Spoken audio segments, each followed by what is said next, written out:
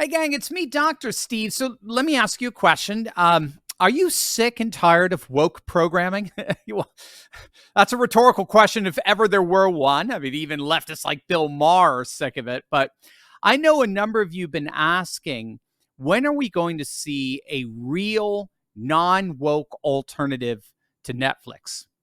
Well, guess what? We found it. You're going to love our guest today. Marcus Pittman is the founder of Lure TV, which is an amazing new media platform that celebrates all things non-woke. Marcus has been in the media world now for well over a decade. He's dedicated his life to using the media arts to reawaken truth, goodness, and beauty in our culture and throughout the world. And we have him here with us. So Marcus, welcome, my friends. Great to have you here. Thanks for having me, Dr. Steve. No, it's my pleasure, man. So, I mean, let's just dive right in here. What is Lure TV? And it's LOOR.TV. And why should everyone here avail themselves of it? Yeah, so we call Lore TV. It's like when Netflix and Kickstarter had a non-woke baby. So so right now, um, so right now So when Netflix and Kickstarter, non-woke baby. I love it. right, it provides funding and distribution together. Right. So right now, if you have a Netflix or Disney subscription, you give that, let's say for Netflix, you give your monthly subscription to Netflix, and they take that monthly subscription and they sign movie and production deals with the Obamas. Right. Right? So you don't have any say in how your monthly subscription is being used. And we thought, well, hey, we think the American people are smarter than that. They can use their monthly subscription themselves and fund movies and TV shows. And so that's what we built. And so every week with Lore, you get to spend your monthly subscription, and you get to allocate that monthly. Basically, your monthly subscription gets turned into like Chuck E. Cheese tokens, and you take those tokens and you just allocate your monthly subscription to funding non-woke movies and TV shows that you want to see. So that's basically how it works, and then you can always buy more to fund things faster. So It's one. So it's a unique synthesis of funding and film, basically. yeah. I like to say we kind of blended like Fortnite V-Bucks, that your kids are playing or your grandkids are playing, and they're asking you for money to buy costumes and weapons in Fortnite, but instead, why don't we just use that same system and fund movies and TV shows? And so that's how we built Lore. We've spent 3 years building it, raising money, investment, all that sort of stuff, and we've signed 40 movies and TV shows. We don't have a lot. We don't have 10,000 hours of content, but you're not watching 10,000 hours of content on Netflix anyway. So, well, we figured let's just go with a little bit of content, and let's really mainly want to provide a way for filmmakers to get out of Hollywood. Well, they're not making money in Hollywood right now because of the strikes. Right. And so they weren't making in Hollywood because of COVID. They weren't making money. They shut down for a year. Now we just found out that Netflix isn't planning to open up again until probably November. Wow.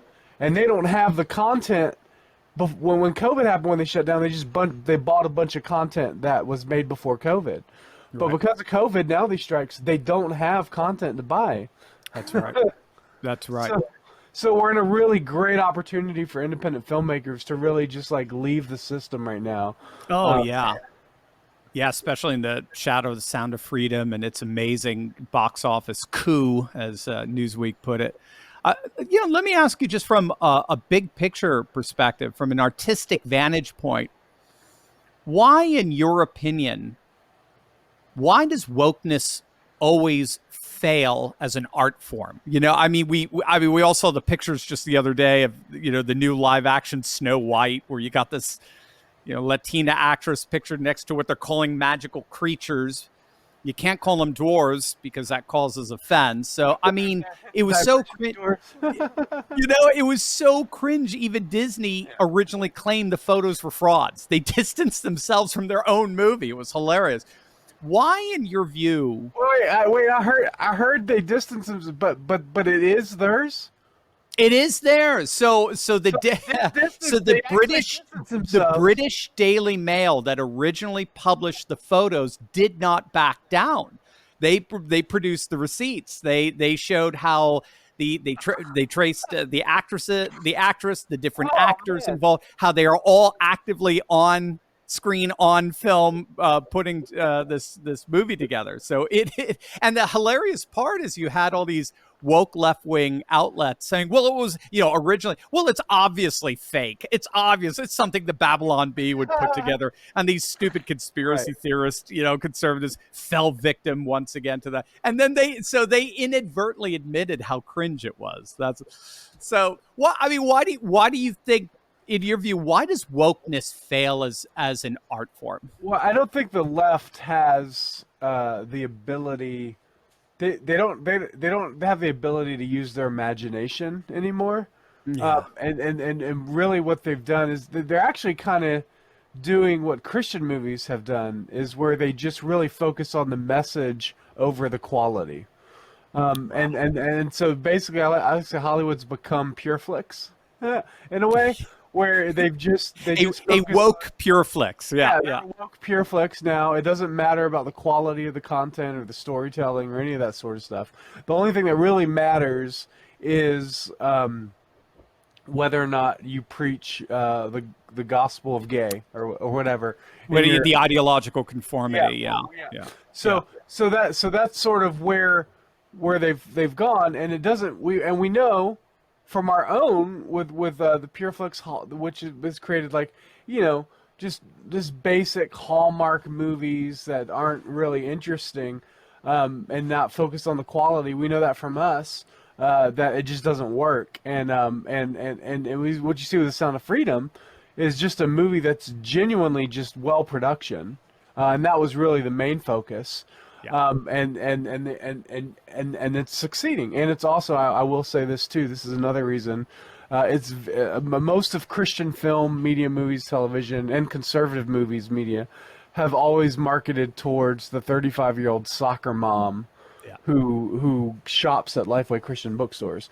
Those Christian bookstores aren't around anymore, so now we have a really great opportunity to market towards men. Hollywood's not marketing towards men, or they don't know, or when they do, they don't realize that they are. But that's why, Tom Cruise movies are incredible, because they're just masculine content. Sound of Freedom is a masculine film.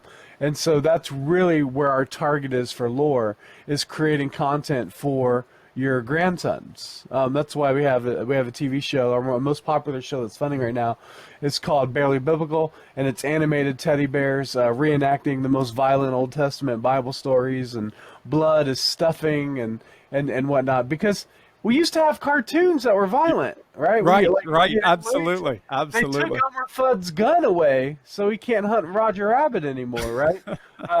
And I think, didn't Bugs Bunny used to have a cigar? I thought, right? Oh, absolutely. Or Kid Finster, yeah, yeah. So we've taken everything away, and boys need stories that teach them how to use their testosterone. You're right. And the Bible is the best way for that. And not shying away from the violence in the Bible, and doing it in a way that kids and mainly teenagers can enjoy is really exciting, and we're giving the artists the freedom when everybody else said no to that content. It's been great for us. Yeah, I think, because I think you're really over the target there. I think it's so cool, the connection you made to the way the need for radical ideological fidelity sacrifices the art, which is very odd and very strange if you think about it. I mean, all art is ideological in a sense, but it's ideological that's unique in and of itself. It doesn't involve and I don't mean this in a mean way, but it doesn't involve preaching. It doesn't involve lecturing. It doesn't involve shaming and all that sort of stuff. It draws you. It awakens the moral imagination, draws you into this world where you can see the world far more morally clearly than you used to be able to. That's the classical conception of art. and, and I agree with you 1,000%. What I loved about so much about Sound of Freedom is not just the message; it was a wonderful message, but how good of a movie it actually Mhm. was. Jim Caviezel's gave amazing performance, top-notch cinematography, script, pacing, editing, storytelling. But what I'm finding so interesting is also how brilliant they marketed it, and that's what you're also touching on, and that's why I love chatting with you on this because they circumvented the Hollywood gatekeepers who've been for the last 5 years more or less trying to keep this movie down, and they took it directly to the audience. They recognize it's a new audience. It's not the 1990s anymore, and they knew they would be very passionate about this film. And I think they're about to hit the 100 million mark if they haven't already hit it yet, which is just stunning. So it looks like we're seeing a very real new kind of business model emerge from this movie. What do you think on that? Yeah, well, I think two things. I think what Angel's doing is really great in terms of they're working with pretty established artists and filmmakers. Um, the one thing that conservative entertainment does not have is we don't have the punk rock independent art house for filmmakers to experiment and pitch ideas and completely fail. So Hollywood has, the small independent film festivals. They have the film festival circuit where you can like just pitch the craziest movie at these film festivals and Right. hopefully someone will buy it. But so when we look at lore, we think, okay, we're not trying to make the $100 million film, but Right. we are trying to create and start the career path of the next artist who will. So Right. we're really focusing on the smaller independent punk rock artists who, I mean, this is how MTV got started. This is Mm-hmm. how HBO got started. Yeah. Yeah. Every major cable brand started by saying, look, we don't have a lot of money, but you have more freedom to make on our platform than anything else. Right. And so that's sort of what we've done.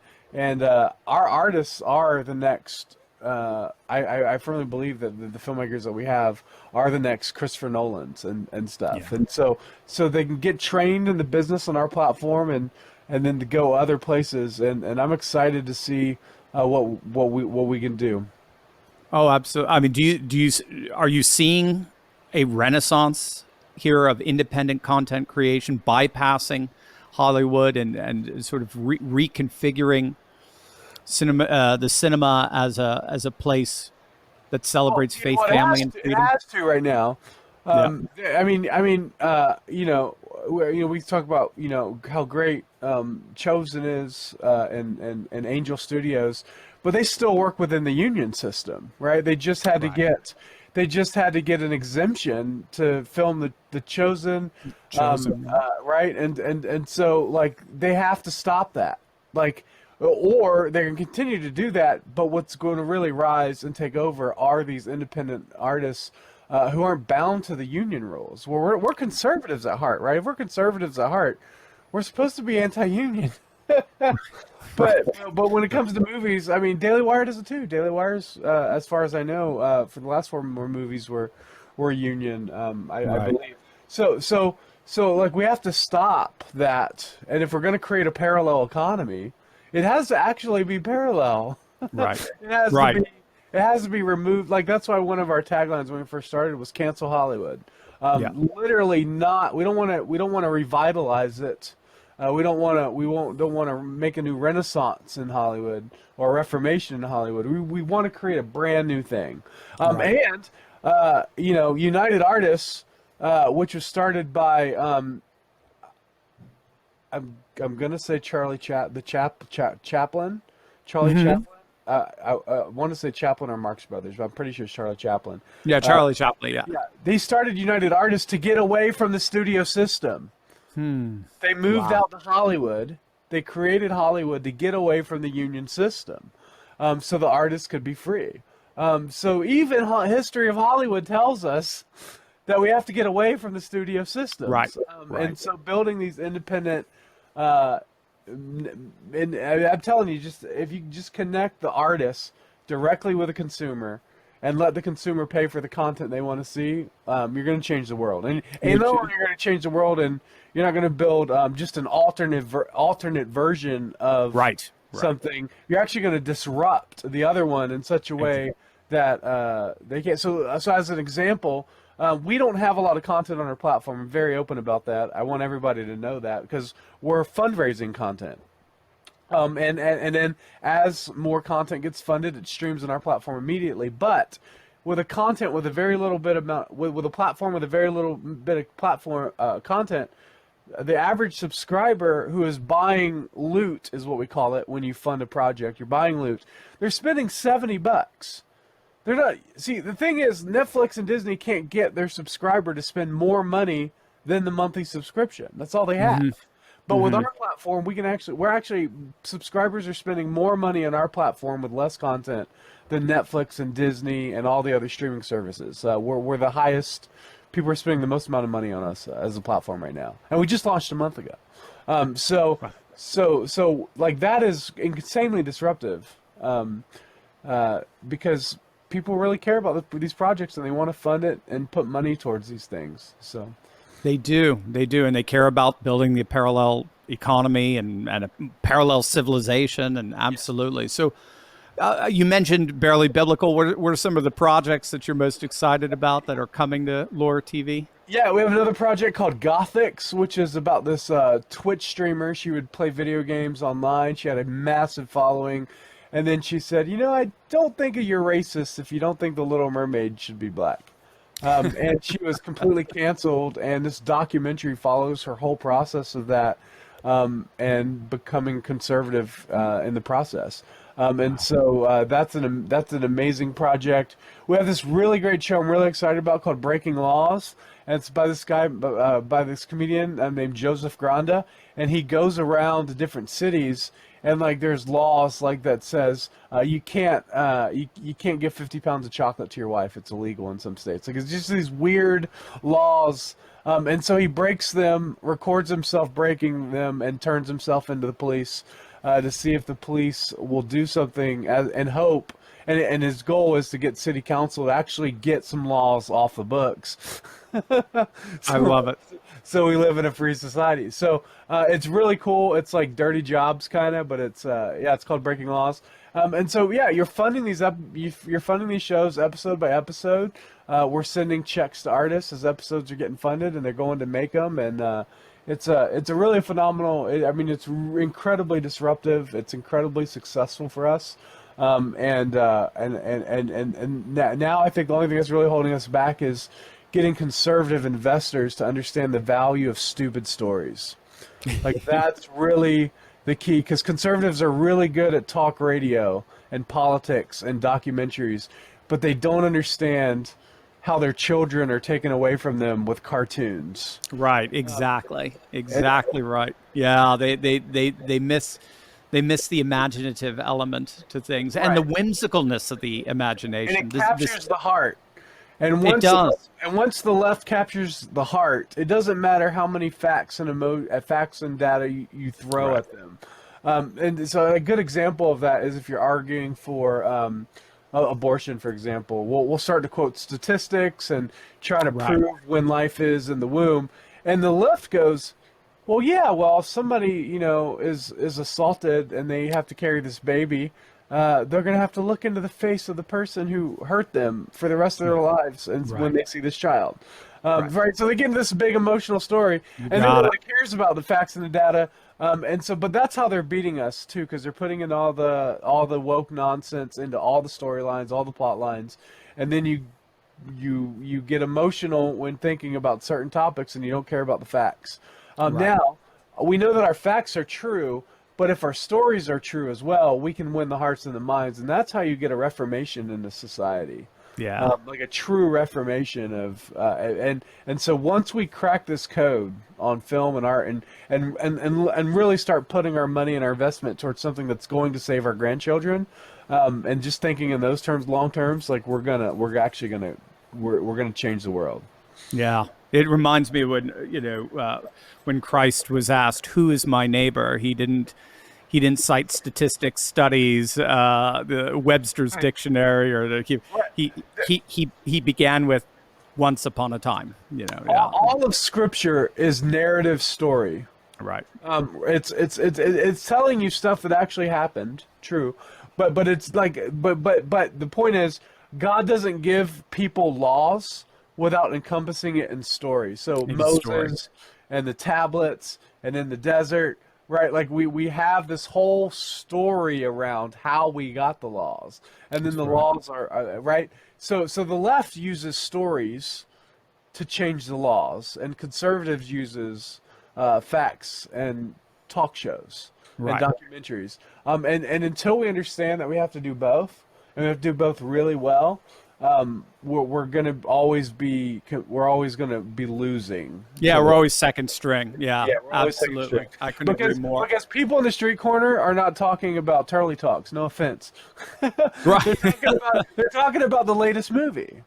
Right, That's they're right. talking about the latest TV show, and they're talking right. So we can't get into the inner cities and the urban areas with our high philosophy talk shows. That's just not what culture at large really pays any attention to.